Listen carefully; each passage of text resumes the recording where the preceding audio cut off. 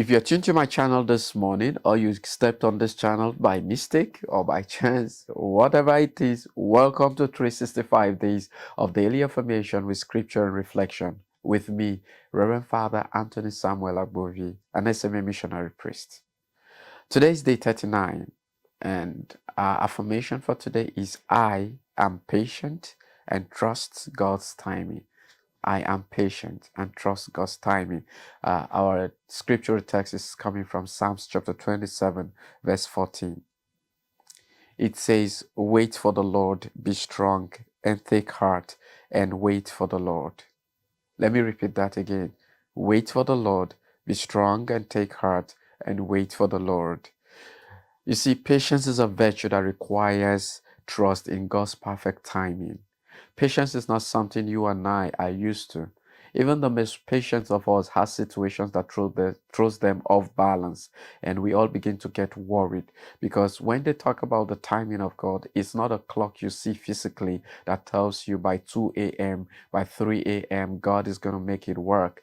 Patience is that trust, that virtue that helps us to just sit calmly and say, I know my Redeemer liveth.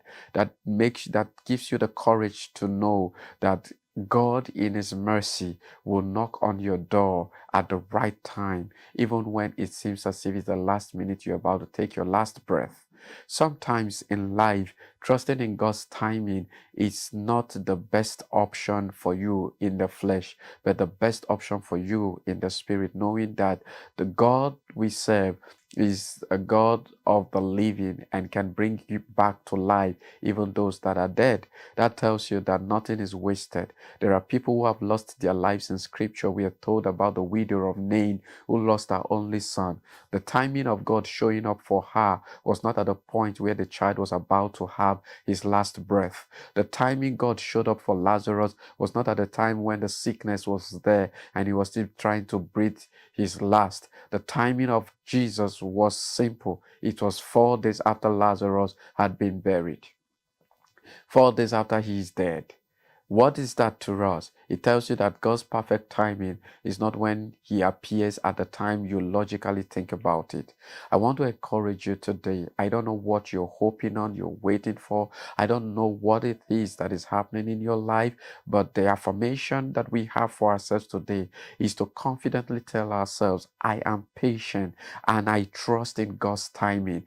Can you repeat that after me right now? I am patient and I trust in God's timing. One more time, mention your name. I, Father Anthony, I am patient and I trust in God's timing.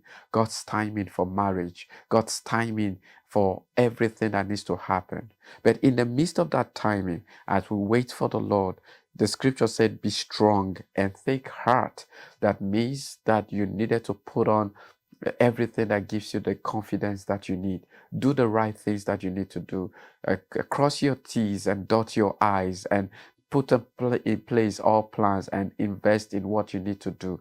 And be patient enough like the farmer who sows their seed and they are waiting to see the harvest. They trust in God sending the rain. They trust in the weather. They trust in the environmental condition. They trust in the effort and the labor they have put, knowing that the God who sees their labor will come in due time to bless them. My dear friend, I am confident that if you're patient and trust in God's timing, today will not be a frustrating day. I want you to walk out in confidence. Don't just say it to yourself. Encourage somebody. Go reach out to somebody that you know is depressed, is worried, somebody that is anxious, and tell them, be patient and trust in God's timing, and let them see God speaking through you. My name again is Reverend Father Anthony Samuel Agbovi, an S.M.A missionary priest. I wish you the best of today.